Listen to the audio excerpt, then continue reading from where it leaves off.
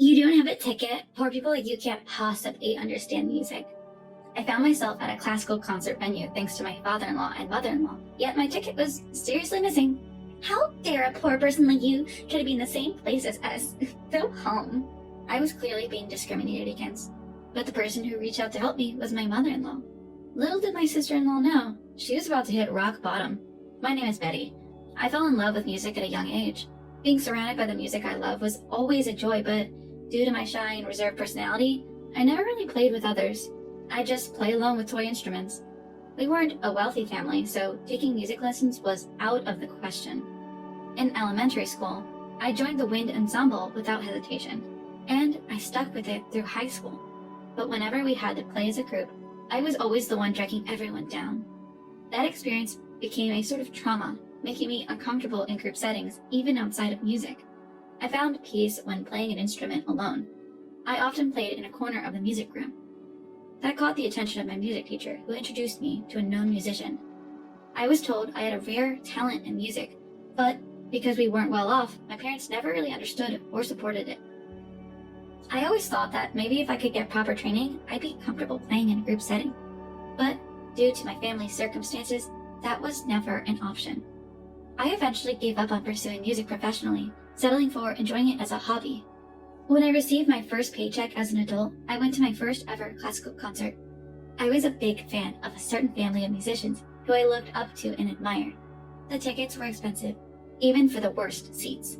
But I thought it might be my first and last concert, so I went for it, no regrets. I got a lot more out of it than the price of the ticket, and I was very satisfied. I'd love to go again if I get the chance, but I can't keep buying expensive tickets all the time. I'm contributing some of my salary to my family, and I have to save for a wedding too. As for marriage, I'm just waiting for the day I meet someone who feels right. After working for 3 years, my parents have started hinting that I should start thinking about my future. Back in the day, people usually got married in their late 20s to early 30s. My mom married my dad around that time too. Now, personal choice is highly valued. My parents seem to understand this and don't nag too much. But the lack of pressure makes me feel like I need to hurry up and get married. Even after getting a job, I'm still shy and introverted. I've been invited to group dates by female coworkers, but never really talked to anyone. Just being able to consider going on a group date is growth for me. So I decided to start with online conversations through a dating app. I met a guy who loves music and we hit it off online. After exchanging messages for a while, he asked to meet up and I agreed. When we met, I realized he was one of the members of a famous musical family I'm a huge fan of. People might wonder why I didn't recognize him from his profile picture, but who'd ever think it was actually them? His name was common enough not to suspect it was really him, and if he knew I was a fan, I feared he'd turn me down. I kept it a secret at first, but eventually decided to open up. I told him about my shyness and how I'm uncomfortable in large groups. He said, "I feel the same way." The more we talked, the more we clicked, and we decided to get married. When I told him I was a fan, he said he was honored and his smile was radiant. Things moved smoothly and a date was set to meet his parents. His family members were usually busy touring, but there happened to be one day when they were all home. I nervously entered his house and waited for his parents and his sister-in-law, entertained me in the meantime. She said, "As you might know, we're a musical family. If you can't play at least a violin, you're not really part of the family, you know?" I was in trouble. I had never touched a violin in my life, let alone played one. The school's band club didn't have room for violins. That's when her parents stepped in and said if she had musical skills, any instruments would do. But his sister-in-law insisted on the violin. Then he said, "Mom, don't we have a practice violin? Can we borrow it?" And he added, "Please give Betty and me some time for a quick lesson." His mother agreed. "Why not? It'll be interesting to see what you can do in about an hour. A string instrument, and a violin at that. I wasn't confident I could make a sound in just an hour." "But trust me, Betty, you'll be fine," he said. I took his word for it and even asked my mother-in-law if she'd lend me her violin. He has a practice room and we spent an hour there. It was my first time with a violin, one-on-one. Honestly, I was terrible, but "Twinkle, Twinkle, Little Star" is a song I know, so imagining it was easy. I focused on putting emotion into my play since my technique was non-existent. "You're doing great, Betty," my mother-in-law said. "Just making a sound on the violin is hard. You've come a long way, especially considering it's your first time. You're giving the music the respect it deserves." He also said, "You moved me," and gave me a big round of applause. The only one who looked unimpressed was my sister-in-law. I guess she thought I'd embarrassed myself. She never expected me to actually be liked by her mom. And so, I was accepted into this musical family. I've officially become a married woman. The relationship with my father-in-law and mother-in-law is good, but a problematic hierarchy with my sister-in-law is emerging. She picks on me, makes snide remarks, and harasses me. She's very pushy and always retaliates if I talk back. I don't have the courage to do so, but that seems to irritate her even more. Either way, the harassment increases. When the family was on tour, there were days where sister-in-law didn't perform due to the tour structure. On those days, it was just sister-in-law and me left at home. Although we had a housekeeper, sister-in-law insisted that I should cook. After tasting it, she kept saying it was awful and poorly made. Even when she told me to remake the meal, she'd throw it away right in front of me, saying she didn't want to eat it anymore. She even spills soup intentionally. Acts like stepping on the small of my back or putting her foot on my head also happen. Even during family dinners, I get called to the bathroom. "When will you learn proper table manners? I don't want to share a table with someone like you," she said.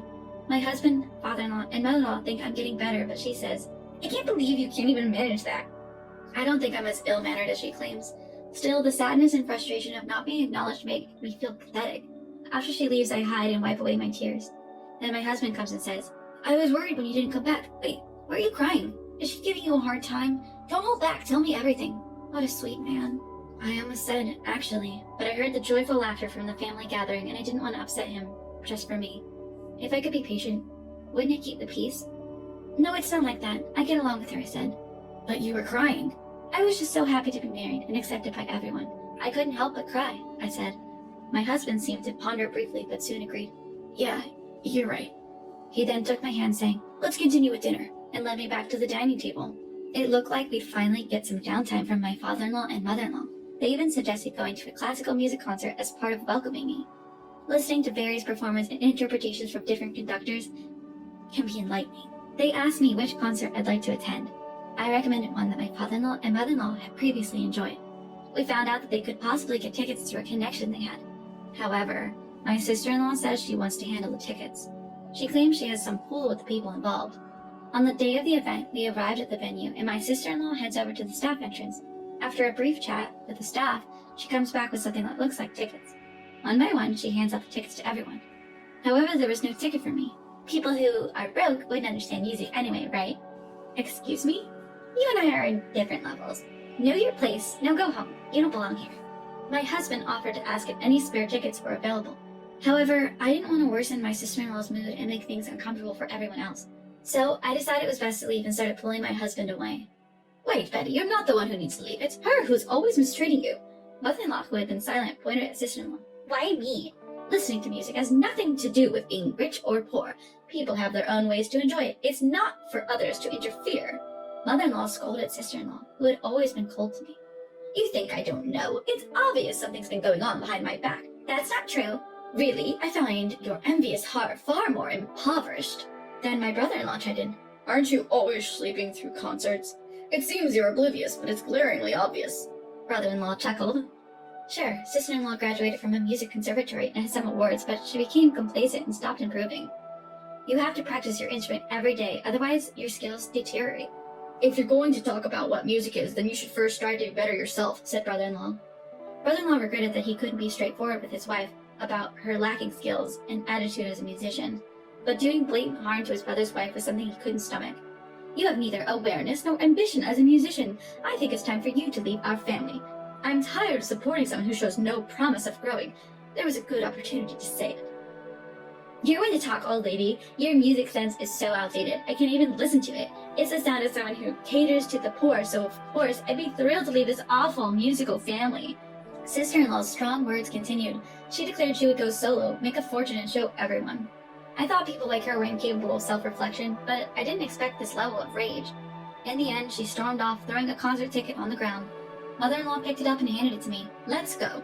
She took my hand and we started walking. My second experience with a classical concert was truly moving. Different musicians and conductors bring a unique vibe and structure to the same piece. I wondered why the same piece could sound so different. I discovered new interpretations and learned so much. My mother-in-law seemed to notice my enthusiasm. After, the tension between my brother-in-law and sister-in-law reached a boiling point. Attempts to compromise and start anew failed, leading to their eventual divorce. My former sister-in-law hastily organized her solo concert. Ignoring advice, she overconfidently rented a venue that holds 5,000 people. Even popular classical concerts rarely fill such large spaces. Unsurprisingly, tickets didn't sell, and she ended up buying many herself to make the hall look less empty. Merchandise sat unsold, leaving her with an overstocked warehouse. Her second solo concert was equally dismal, attracting only a handful of attendees. Lacking both talent and a likable personality, she was unpopular. Online criticism abounded. Unable to pay her staff or cover other costs, she quickly sank into debt. Attempts at street performances were met with comments like, "You're terrible, stop annoying us," and even resulted in water being thrown at her. On my end, my mother-in-law suggested that I should get professional music training, given my apparent talent. I was both surprised and delighted by the suggestion, though I felt it was a little late to start learning an instrument. But it felt like an opportunity I had given up on was presenting itself again, and I couldn't believe it. I was told the choice of instrument was up to me. I'm considering the violin, especially since my husband has been helping me with it. My mother-in-law found a top-notch instructor who has nurtured many skilled violinists. I even began accompanying the family on their concert tours and helping out behind the scenes. Every day feels blissful as I spend more time with music and feel myself improving. My current dream? To perform a solo accompanied by my husband on the piano.